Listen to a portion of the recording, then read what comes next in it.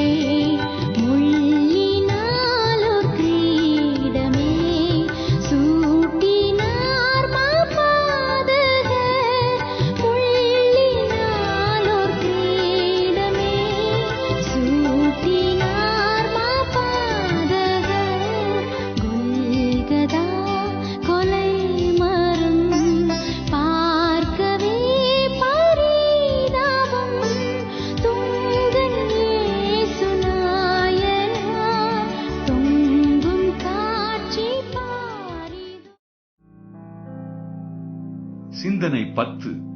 எதையாகிலும் காண்கிறாயா? Mark 8ஆம் அதிகாரம் 23ஆம் வசனம். இது இயேசு பெத்சாய்தா ஊருக்கு வருகை தந்த பொழுது கண் இழந்த ஒருவனிடம் கேட்ட கேள்வியாகும்.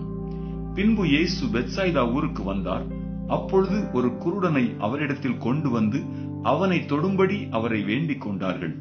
அவர் குருடனுடைய கையை பிடித்து அவனை கிராமத்துக்கு வெளியே அழைத்துக் கொண்டு போய் அவன் கண்களில் உமிழ்ந்து அவன் மேல் கைகளை வைத்து, எதையாகிலும் காண்கிறாயா என்று கேட்டார்.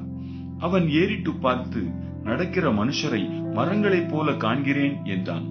பின்பு அவர் மறுபடியும் அவன் கண்கள் மேல் கைகளை வைத்து அவனை ஏறிட்டு பார்க்கும்படி செய்தார். அப்பொழுது அவன் சொஸ்தமடைந்து யாவரையும் தெளிவாய் கண்டான். பெத்சாய்தா என்பது இயேசுவை பின்பற்றிய 12 சீஷர்களில் அந்திரேயா, பேதுரு, பிலிப்பு என்பவர்களின் சொந்த ஊராகும். யாக்கோபும் யோவானும் கூட இங்கிருந்தே வந்தவர்கள். அது யோர்தான் நதிக்கு இரு பக்கத்திலும் அமைந்த பெரும் பட்டணமாகும்.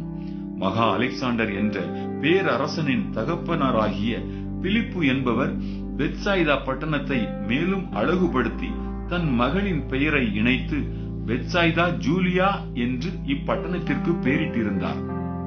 ஏரோதியாளை மனைவியாக கொண்டிருந்த பிலிப்பு என்னும் ஏரோதும் சில வருடங்களுக்கு முன்னரே அந்த பட்டணத்தை திரும்பவும் எடுத்து கட்டி அகுஸ்து ராயனின் மகளான ஜூலியாவை மேன்மைப்படுத்தினான். இயேசு இந்த பட்டணத்தில் அநேக அற்புதங்களை செய்தார். மிக சமீபத்தில் தான் 7 அப்பங்களும் சில மீன்களும் 4000 பேருக்கும் அதிகமான மக்களுக்கு அற்புதமாக பெத்சாய்தா வனாந்தரத்தில் பந்தியிடப்பட்டது. இந்த பட்டணத்திற்கு வருகை தந்த இயேசுவிடம் கண் இழந்த ஒருவனை கொண்டு வந்து அவனை தொடும்படி அவரை கேட்டுக்கொண்டனர்.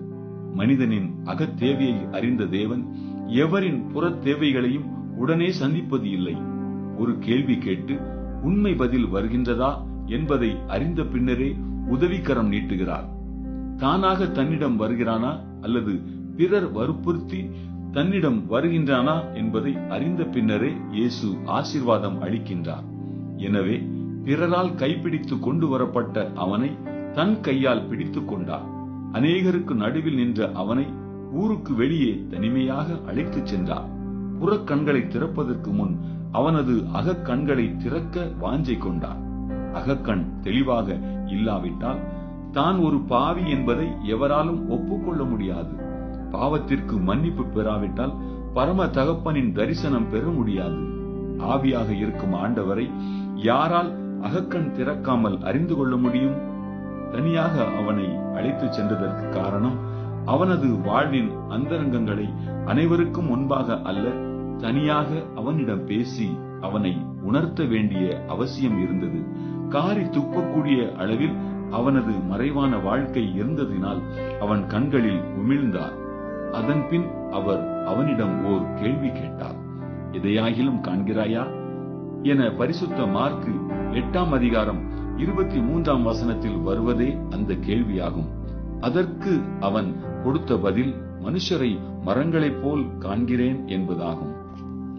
இன்னும் அவனது அகக்கண்ணும் புறக்கண்ணும் பூரணமாக திறக்கப்படவில்லை.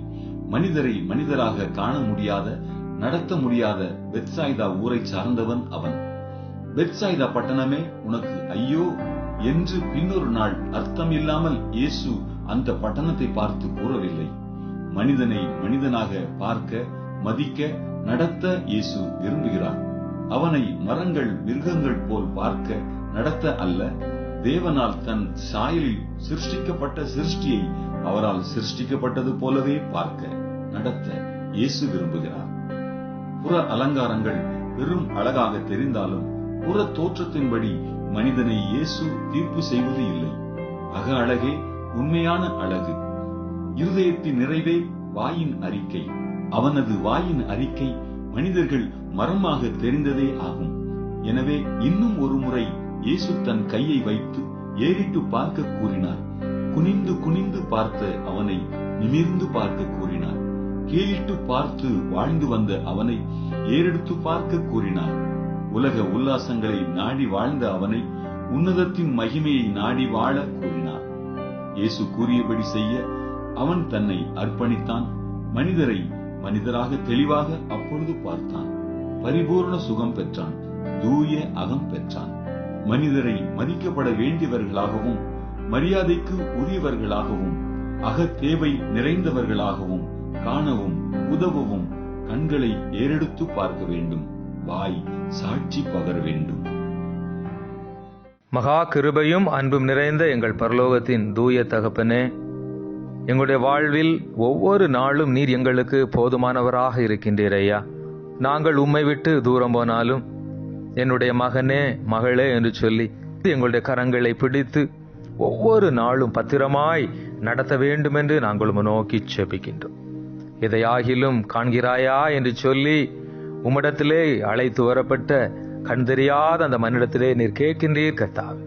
இதை போல நாங்களும் எங்களுடைய வாழ்க்கையிலே அநேக நேரங்களிலே பரிசுத்த தேவனை பார்ப்பதற்கு நாங்கள் மனமற்றவர்களாக இருக்கின்றோம் ஐயா. தேவாதி தேவனை உம்மை காண முடியாதபடிக்கு எங்களுடைய பாவங்கள் எல்லாம் எங்களுக்கு முன்பே நிற்கின்றது தகப்பனே. எங்களை ஒரு முறை கூட நீர் மன்னிக்க வேண்டும் என்று நாங்கள் நோக்கி செபிக்கின்றோம். தேவாதி தேவனே, விஸ்வவாணி ஊழியத்தை நேசிக்கக்கூடிய ஒவ்வொரு குடும்பங்களும் கர்த்தரிடத்திலிருந்து நிறைவான நன்மைகளை பெற்றுக்கொள்ள வேண்டும் என்று மன்றாடுகின்றோம் ஐயா. உமக்காக உழைக்கக்கூடிய ஒவ்வொரு ஊழியக்காரர்களை கர்த்தர் நீர் ஆசீர்வதிங்கத்தாவே. தங்களுக்கு நேரம் கிடைக்கும் பொழுதெல்லாம் முழு நேர ஊழியர்களைப் போல இயேசுவின் நாமத்திற்காக எழும்பி நிற்கக்கூடிய ஒவ்வொருவரையும் கர்த்தர் நீர் ஆசீர்வதிக்க வேண்டும் என்று மன்றாடுகின்றோம். இந்த நாள் எங்களுக்கு சந்தோஷம் மகிழ்ச்சி நிறைந்த நாளாக இருக்கட்டும் கர்த்தாவே. இந்த நாளிலிருந்து தகப்பனே எங்களுடைய அக கண்கள் திறக்கப்படட்டும். கர்த்தராகிய இயேசு கிறிஸ்துவுக்கு நாங்கள் தொடர்ந்து சாட்சியாய் வாழ நீர் எங்களை பலப்படுத்தும். இயேசுவின் மூலம் ஜெபிக்கிறோம் பிதாவே, ஆமென். உங்கள் ஜெப உதவிக்கு தொடர்பு கொள்ள வேண்டிய தொலைபேசி எண் 1